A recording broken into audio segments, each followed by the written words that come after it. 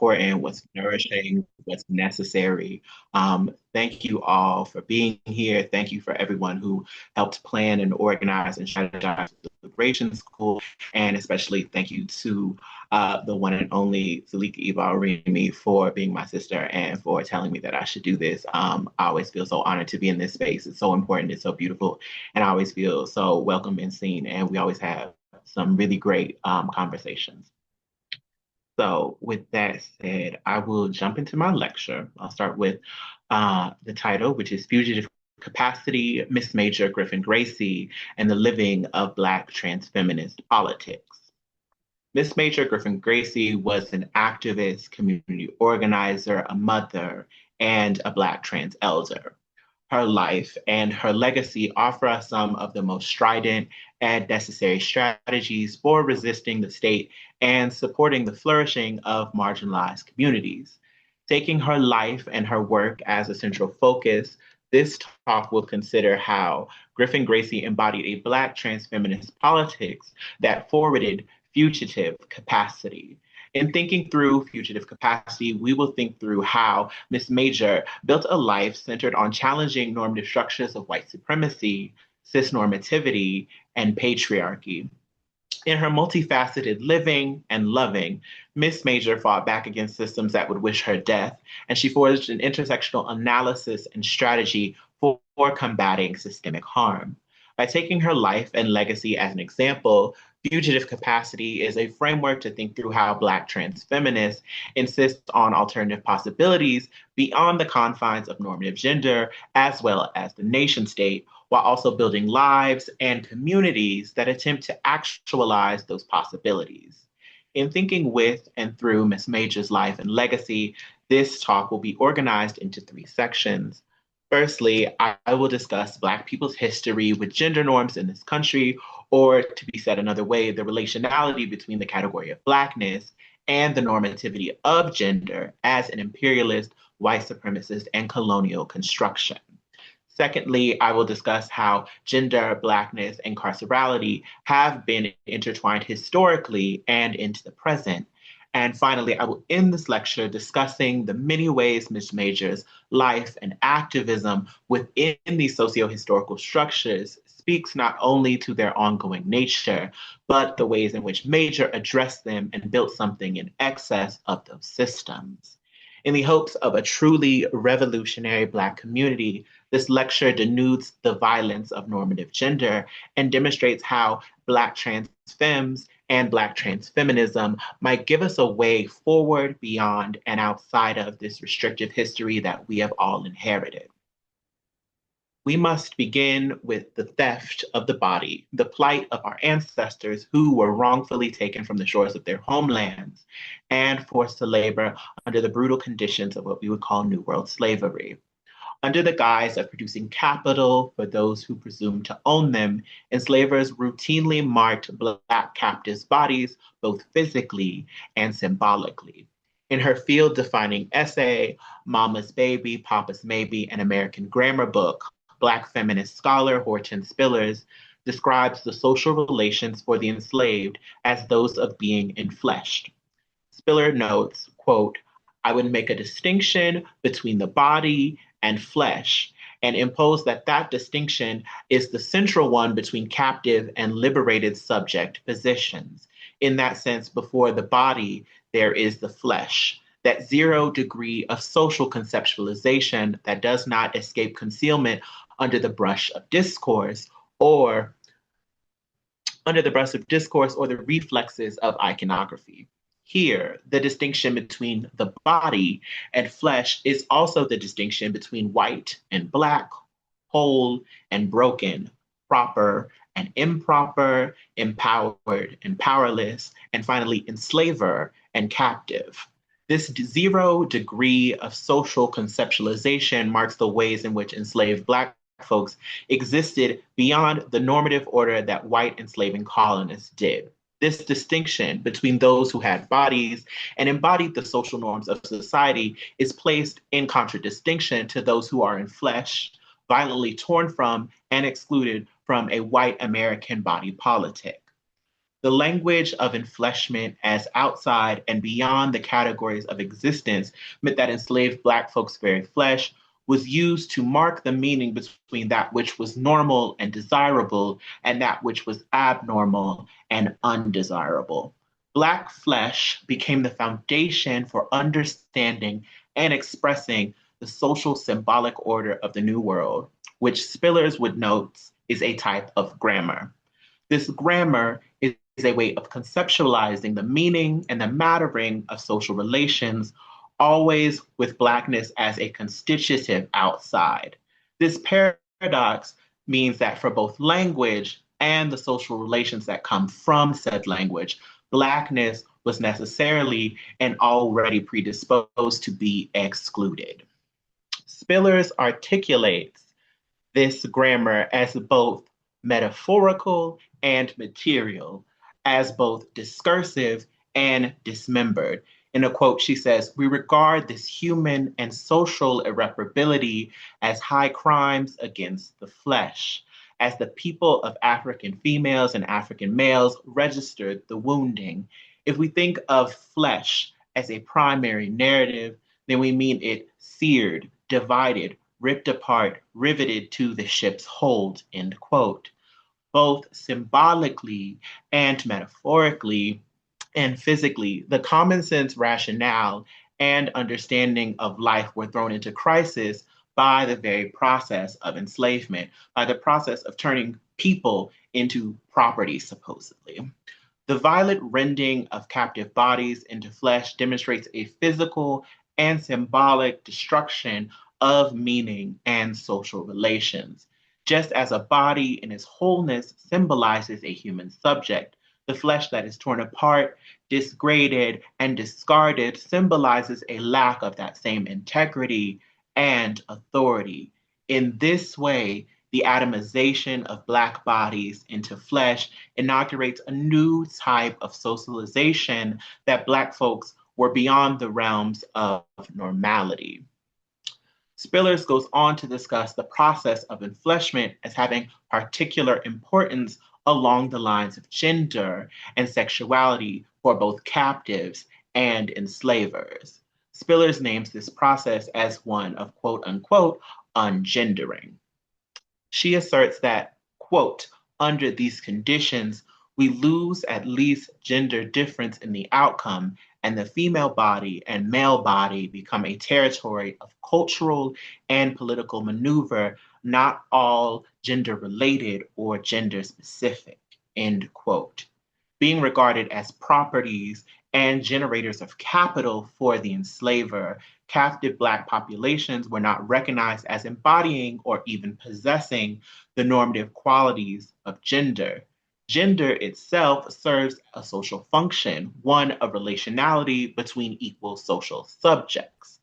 Gender norms create the very grammar for thinking, speaking, and the doing of relations such as marriage, family, and inheritance. Rending Black folks outside of these relations meant separating them from the governing symbolic order, and in this way, making it easier to conceive of enslaved Black folks as not fully human beings. This process, again, is both metaphorical and material, created first in language and then lived through one's corporeal existence. By that, I mean words such as man and woman, mother and father lose all social meanings as Black folks were treated as property. These traditional markers of gender were made unavailable to captives as they were allowed to have no place of benefit from the privileges of traditional gender norms. In this way, Spillers argues that these categories serve a social function, one of connection and the material inheritance of wealth and family structure. Now, although Black enslaved people may have and were violently encouraged to have children, this form of reproduction was not ensconced in the language of family. Black captive folk, whether they were male or female, did not get to hold the authority to care for their children and were not allowed to build families in a traditional sense. The violence of slavery meant that as property, captive Black folk were unable to lay claim to their children or other members of their family. Even though captive Black folks did give birth to children, they were never regarded or given the access to the privileges that mark one as a parent properly. However, although they may be marked with the language of sex and gender as either male or female, we must understand this language more as concerned with the reproduction of labor and capital rather than the social function of gendered social subjects. The same way that enslaved folks were accounted for amongst the like of furniture, animals, and all other forms of personal property, they were not seen as embodying or partaking in the social rules of human society. As we can see, the markers of gender were created from the outset to only benefit those of the white supremacist slave mongering class and to the detriment of an exclusion from the Black captive population.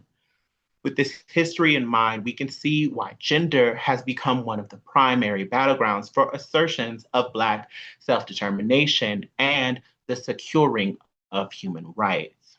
When Sojourner Truth poses the question, "Ain't I a woman?" she was asking that from within the history of Black ungendering. When she proclaims, "Ain't I a woman? I could work as much and eat as much as a man when I can get it and bear the lash as well. And ain't I a woman? I have borne 13 children and seen most all sold off to slavery. And when I cried out with a mother's grief, none but Jesus heard me. And ain't I a woman?" End quote. She is speaking to her condition as a formerly enslaved person and the ways in which womanhood in the traditional sense was denied to her. The fact that her womanhood is even up for question is evidence of the brutal treatment in which she was subjected to. In this brief passage, we see that traditional markers of femininity were denied to her. She was worked as hard as a man. She was not given access to a life of domesticity that was a major mark of womanhood at the time. And she also was not allowed to fully or properly mother her own children. Her presumed and enacted status as chattel property relegated Sojourner Truth outside the bounds of gender that marked and constructed white families as nuclear and normative. In this way, the social markers of gender, and by that I mean connection and affirmation of one's status as part of a human community, were denied to her. In this way, we can understand gender as a primary tool to mark Black from white, enslaved from enslaver, and captive from free.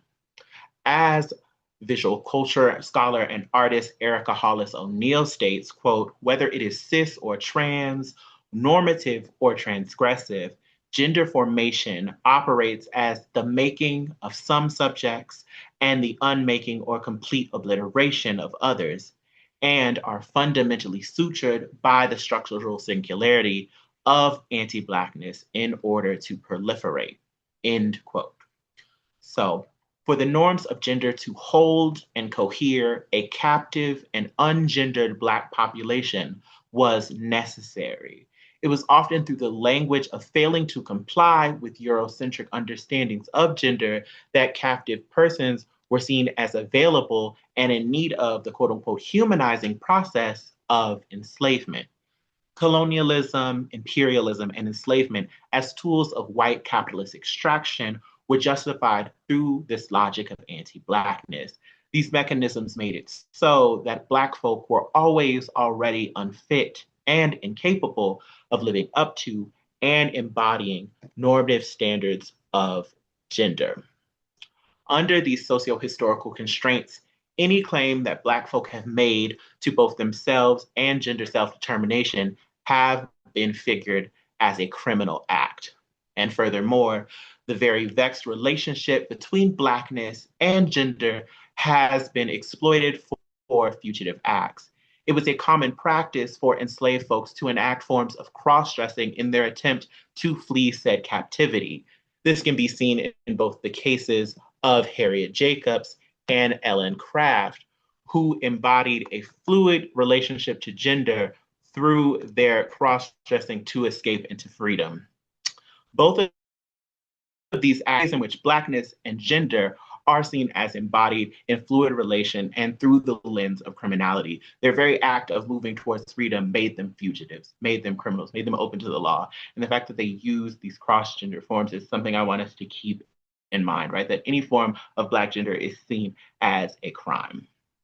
To be Black and to seek freedom itself is a criminal act, just as it was for our ancestors and as it is for us today. This is brought into sharp relief when thinking about the lives of Black trans, non-binary, and gender non-conforming people. As we see the current administrations focus so much of their energies on maintaining and policing binary gender norms, it must be stated that Black trans people, and especially Black trans women and femmes, suffer some of the most dire consequences. And I want to make it abundantly clear that these strategies and those who suffer under them are not new. Two historical examples of Black trans feminine figures are Mary Ann Waters and Mary Jones. Both Waters and Jones were Black sex workers and were brought up on criminal charges for their crimes of theft and for their gender performance. Both Marys were written about in the paper, and the language used was very reminiscent of the fugitive slave advertisements. So this idea of Black people being openly affirming of their gender or openly moving through the world is a criminal act, right? So Blackness, criminality, and gender nonconformance are inextricable to the history of this country and the present moment that we are living out ourselves. This long and ongoing history brings us to the life and legacy of Miss Major Griffin-Gracy, who was born in Chicago on October 25th, 1946. She herself learned early on that the price of gender self-determination was violence. She was kicked out of her family for wearing dresses and also interred in multiple psychiatric hospitals during the course of her youth. Her family's initial reaction to her gender expression was undeniably violent, but it's also sadly very typical even for gender nonconforming people, trans people, non-binary people today. As scholar Eric A. Stanley notes, quote, for those who trespass the gender binary or heteronormativity, physical violence, isolation, detention, or parental disappointment become some of the first punishments. As has been well documented, many trans and queer youth are routinely harassed at school, kicked out of their homes at a young age, while others leave in the hopes of escaping the mental and physical violence that they experience at school and in their own homes, end quote. Miss Major continued to have a vexed relationship with her immediate biological family for the entirety of her life, and she lived to be 78 years old. Her younger sister, Cookie, chose to burn all the photos that Major sent back to her family as she was moving around the country from Chicago to Minnesota to New York and finally California. So that meant that Miss Major had no images of herself from her youth, no real record or archive of her life, right? And additionally, she noted that her mother died waiting for her to quote unquote become the man she was supposed to be. However, Miss Major was never deterred from her path for self-sovereignty and freedom. She graduated early at the age of 16 years old and went to Minnesota to pursue her undergraduate college education. And within a year's time, she had been expelled from 2 different colleges for her trans feminine self-presentation. With the very few options for her, she turned to both sex work and theft to support herself in an attempt at gaining a livelihood. As Ms. Major has stated in an interview with Jay Donahue, quote, you are already a convict just for how you express yourself, and you might start to live a lifestyle of a person that is living outside of the law. Because you can't get a legitimate job, you can't get a chance in school, you can't get a chance to function and survive as part of mainstream society, end quote. It is clear through her lived experience that Miss Major had to contend with the historical forces of Blackness, gender, and carcerality. Once again, any version of Black gender self-determination will be seen as a fugitive act, even at times among other Black folk. But Miss Major was undeterred and used these early experiences of communal and family disavowal as an engine for her activism, paying particular attention to the issues of Black transgender women and incarceration. The social historical structures that made Miss Major contend with exclusion, disenfranchisement, unemployment, and police violence may best be understood through Joy James's analysis of what she calls the captive maternal. Joy James writes that the captive maternal is more a function of community care rather than simply an identity. Quote, that captive maternals are determined by function and legacy rather than identity. They are gender diverse and agender. Their lineage stems from the anti-Blackness intrinsic to US political economies and the legacy of chattel enslavement, what some may call the afterlives of slavery. Trauma and grief span generations and centuries. So too do mobilizations, organizing, and rebellions against repression and genocide. Captive maternals are those who provide care for their communities, often in the form of basic life sustaining practices and those very forms of political organizing and activism that would dismantle those structures. Central to the concept of the captive maternal is existing within a zone of containment and exploitation that is more largely the anti-Black Western world. In this space of containment, love is produced and maintained under duress. Not only are there the skewed life chances, there's also the active warfare used by the Western world to enslave and destroy the captive maternal and the communities that they love. One of the clearest examples of this is itself the prison industrial complex and its creation of political prisoners, those community workers who are striving to love their communities by demanding and striving towards true justice. One of Miss Major's most famous sorry, one of Miss Major's most famous interactions with the police was an altercation that we all know now as the Stonewall Rebellion. This momentous event is largely noted as the genesis of the gay liberation movement and was a violent confrontation between the police and poor, working class, trans, and queer of color people. As Joy James notes, quote, the inevitability of warfare stems from the dominant aggressor that demands all domains function under its control. Thus, in self-defense, communities become combatants as their zones of survival are reduced to zones of occupation where police can harass and kill with impunity or military forces can bomb and annihilate them.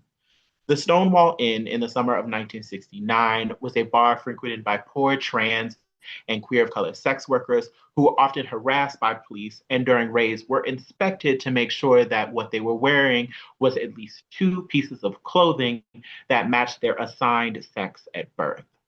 During these routinely violent expressions of state power, police brutalized and degraded Black and brown, trans, and queer folk.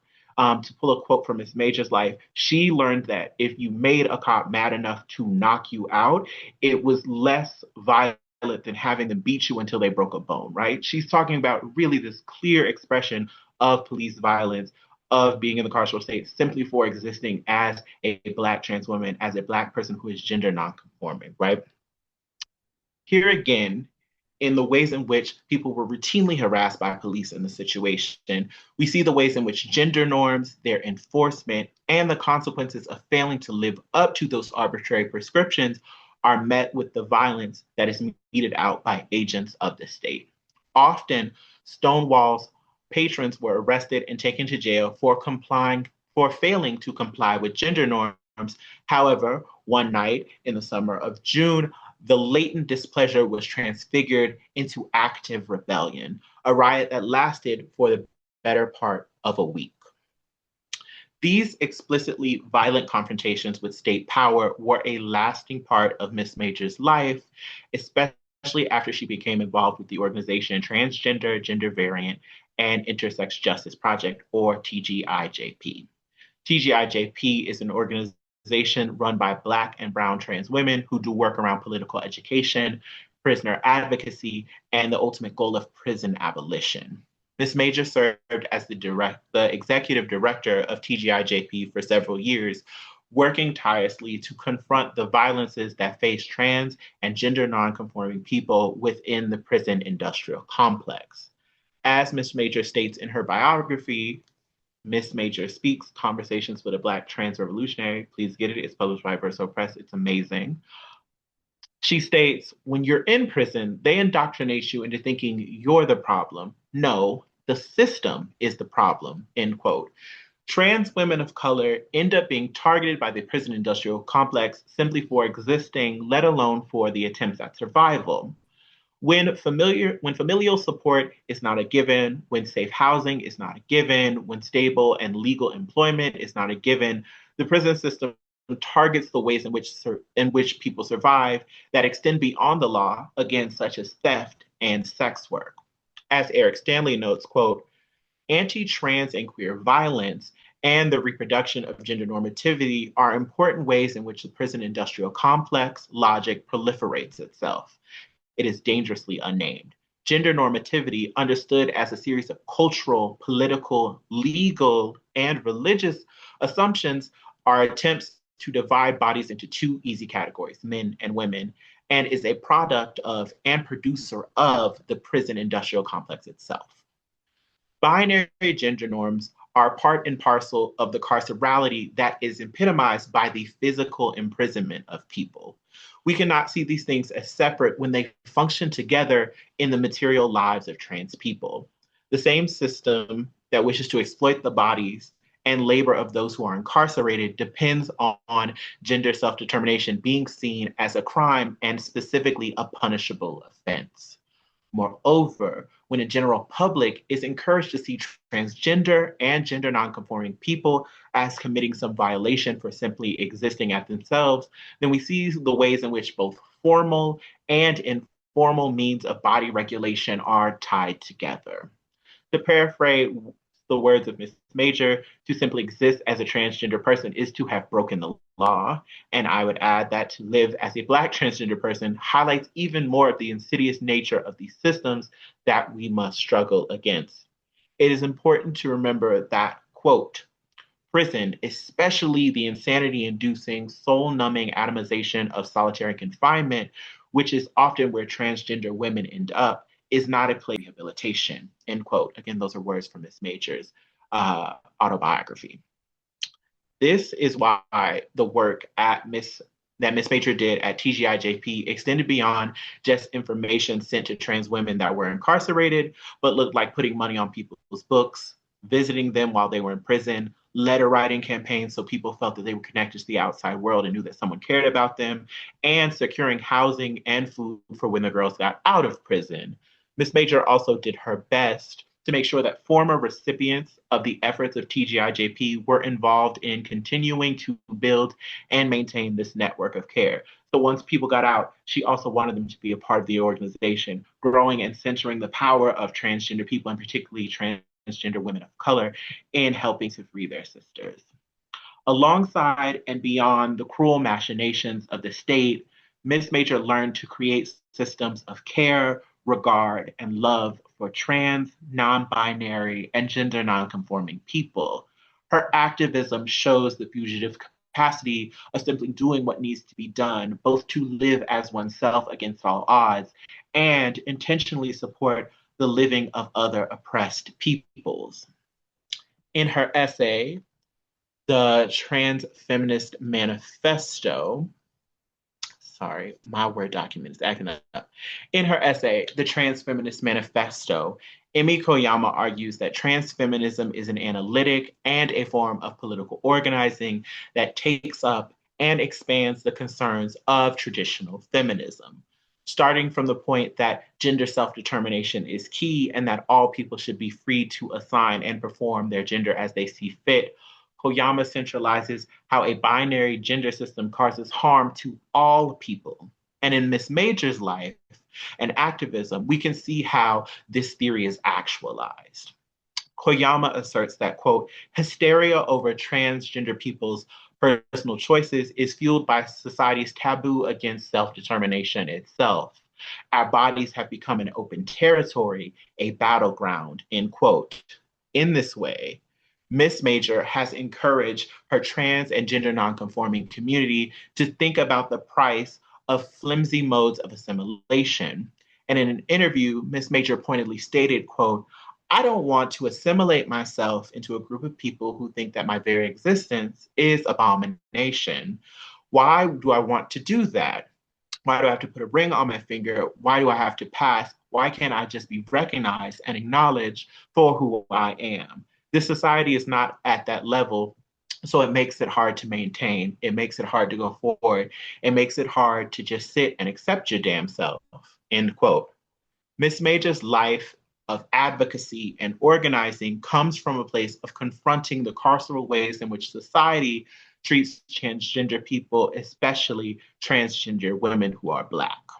Her life and her struggle demonstrate the fugitive capacity of Black trans life, that we are marked from the beginning as criminal and excessive. Just existing is a baseline for harassment, violence, and neglect. And paradoxically, the way we care for each other, for those who were never meant to exist, is also a fugitive act, a true force of political warfare. Now, sadly, Miss Major's life ended October 13th of 2025. And in her biography, Miss Major asked, "Why do we only spend money on protection when it is a cage?" End quote. Both the invisible cages of gender normativity nor the violent cages of solitary confinement are adequate measures to care for trans, non-binary, or gender non-conforming people. Especially for Black folk, we must contend with the historical and ongoing violences that gender marks for each of us individually and as a community as a whole. As a true fugitive and freedom fighter, Miss Major gave us a roadmap on how to live and care for ourselves and our communities. Before the end of her life, Miss Major set up Telefy, a community organization whose acronym stands for Telling It Like It Fucking Is. Telefy as a property includes a guest house, a pool, a hot tub, a merry-go-round, various gardens, and over 800 palm trees. Oh, over 80 palm trees. Now let me add an extra zero, 80 palm trees. The space serves as an informal retreat and community space for transgender folk, and it serves also as a final testament to her life and legacy, and is representative of the practices and strategies that set Miss Major's work apart from others. She wanted not only for her people to live, but to thrive. And she did her best to make sure that power was returned back into the hands of those affected by the current systems of neglect and disregard. In her own words, Miss Major summarized her organizing strategy as, quote, "The trick is to build something that's not just in the service of someone else, but is built by someone for themselves and for everyone that might also be in need. People have to self-organize their own spaces of safety, places where they can experience some freedom. That's what I stress with all my projects. We have to learn to move things for ourselves." End quote. Miss Major realized all too well that the systems that govern our society did not benefit her or her community of loved ones. Instead of assimilation and despair, however, Miss Major honed her energies and her power towards the fugitive acts that would actually support and empower Black transgender people. Facing neglect, imprisonment, abuse, and lack of medical care, Miss Major crafted a life devoted to the thriving and intentional care of her people. As Ms. Major stated, quote, "Underneath all of this is people who clock us and beat us, who kill us. They might kill us as a person, but they can't kill the idea of who we are. They can't get rid of the feeling of being transgender or non-binary. They can't eradicate that from the world." End quote. This final conceptualization speaks to what I've called fugitive capacities, those methods and frameworks for going against what is deemed legal and right, especially when the status quo is violent, oppressive, and death dealing. Through Miss Major's life and legacy, we understand that there is a strident commitment to Black trans life, and becoming might be one of the most obvious paths towards our collective liberation, a supreme example of how we refuse the given, the expected, and the viciously mundane. Miss Major demonstrated so beautifully and so principally that a devoted attention to Black trans life and becoming might just be one way to get us all free. That's the end of my lecture. Thank you all so much.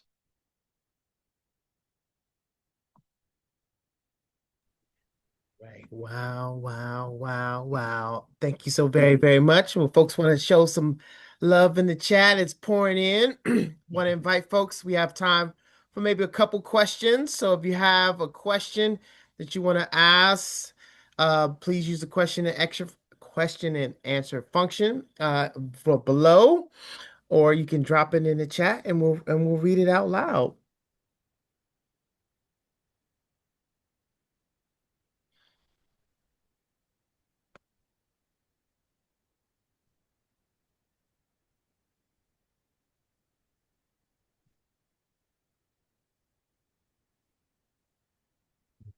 We give it a couple minutes. Usually they got really deep questions and a thesis No, to go along with it.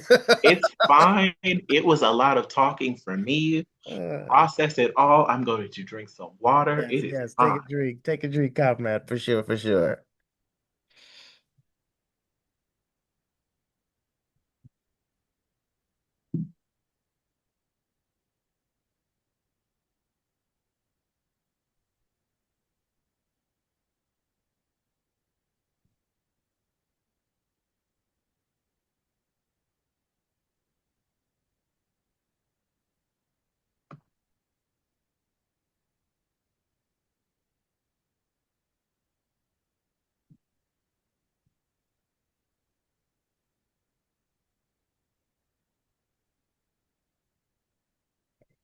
Learn so much more.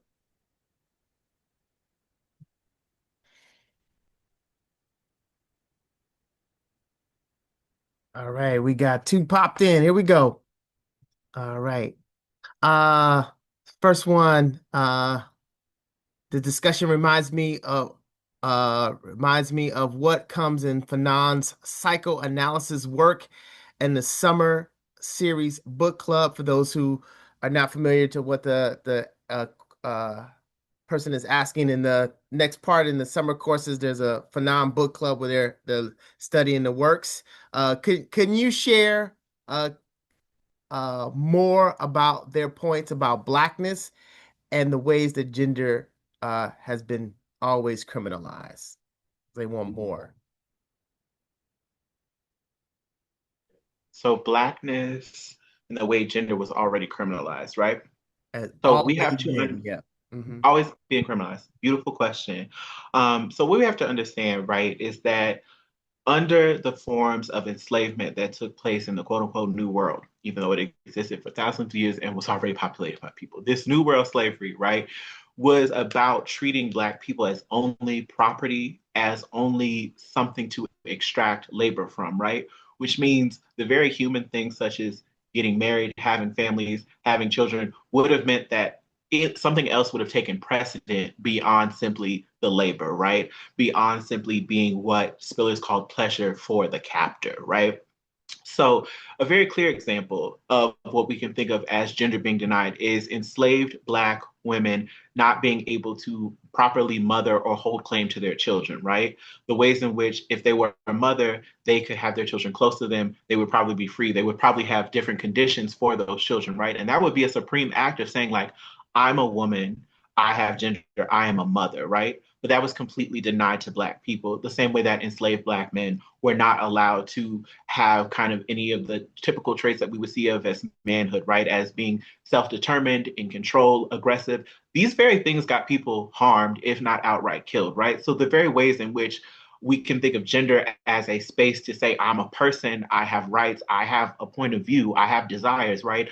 Those were completely denied to Black people, even before we think of something as people identifying as transgender or gender nonconforming or non-binary, even Black people trying to have a name and a mark and a claim to gender was something that was violently uh, regulated, was violently reduced and repressed and suppressed. So I hope that makes sense, right? That the very ways in which people would claim forms of gender were not given access to for enslaved people, right? Were violently told to exclude from that, right? So I think that's the way in which we have to think about Black people and our history and the relationship of Blackness to gender is one of violent exclusion and again, like criminality and specifically the idea of being fugitive, right? That doing this is to run away from the system and that itself is a punishable act. All right, you're already into kind of the next set of questions. I kind of want to try to put them together, if you will, because I think I see a center line. So kind of starting with Ashley's question, where you already got into defining more about fugitivity, and I think the concept you used was fugitive capacities. Mhm. Um, Kind of then blending that with Kai's question around then how do we understand these fugitive capacities to help us resist this current administration?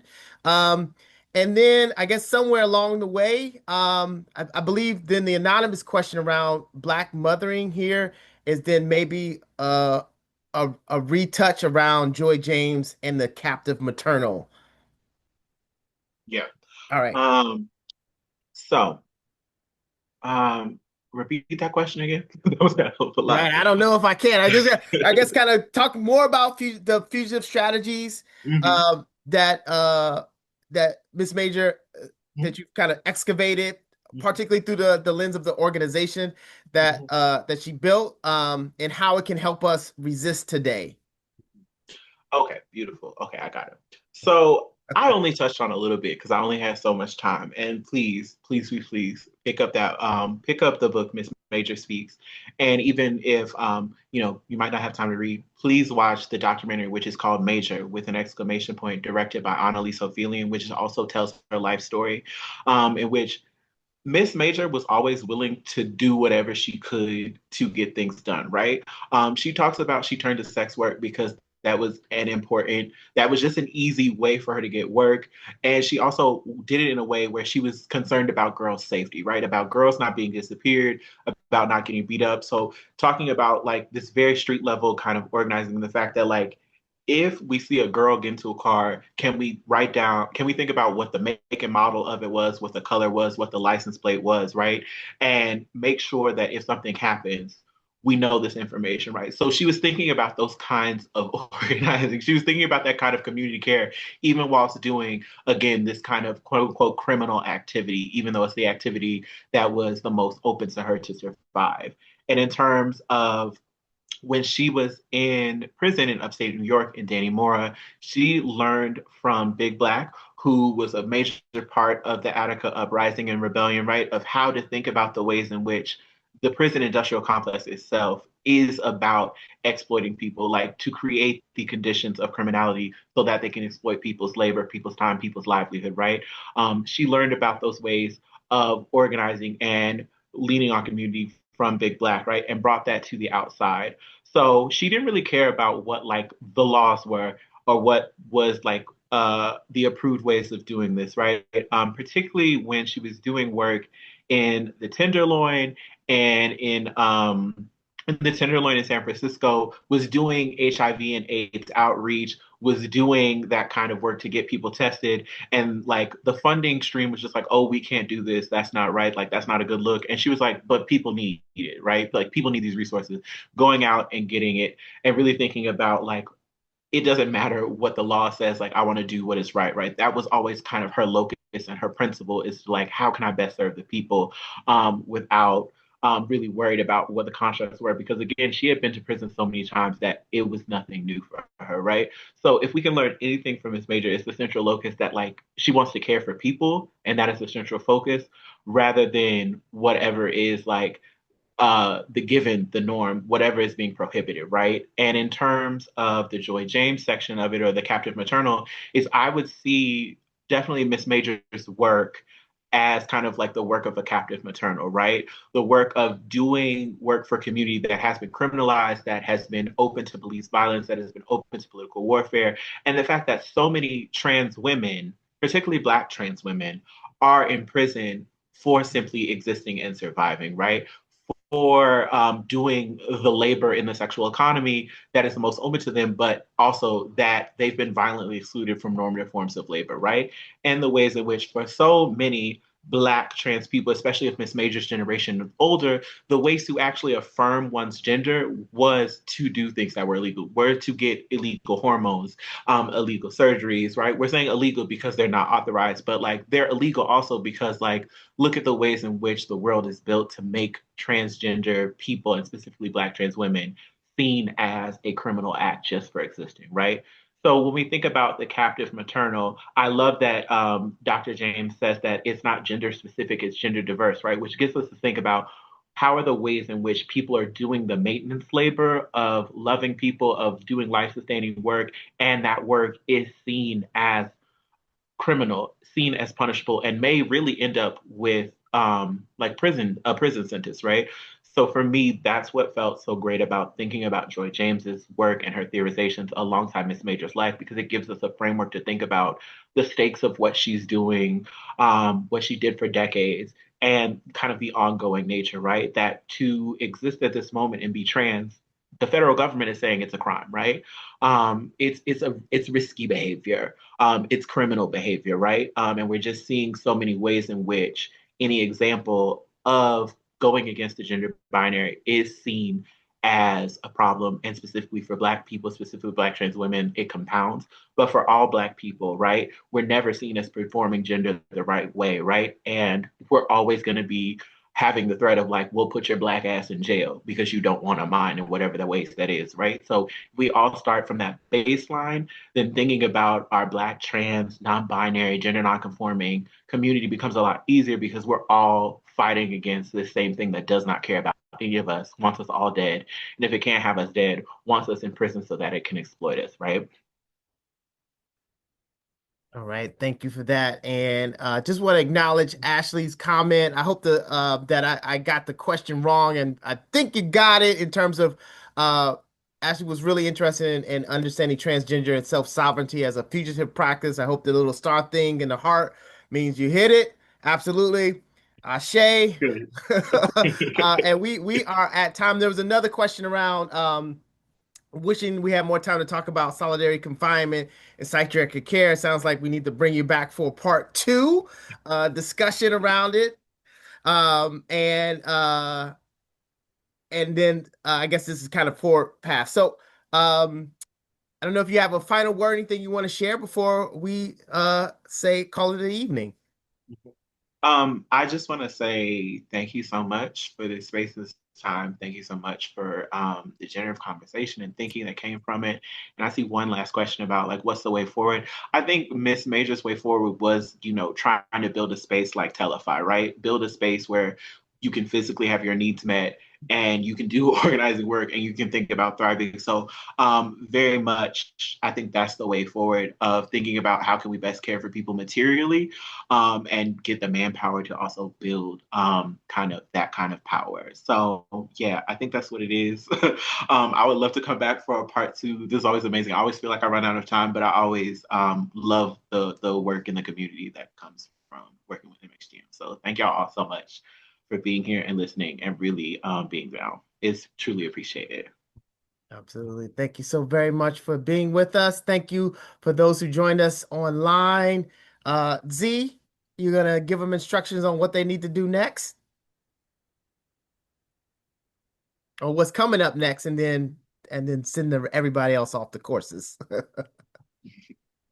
Free to land, y'all. The next thing that we have coming up, we're actually going to have Dr. Dor Allegra who's going to be joining us not next Sunday, because next Sunday we do not meet for school, but the following Sunday, which will be July 12th. We're excited. This is going to be on Sylvia Winter, Black Study as a Third event. And so this is going to be really exciting.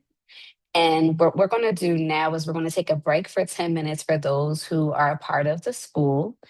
And we're going to go to at least one of our seven offerings, I should say.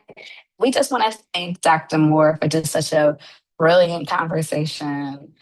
Dr. Moore is my sister. I already knew that he was going to eat that up, but still, I like to say we're just very grateful for you and your presence. And we want to say free to land to everyone. We will see you in 10 minutes.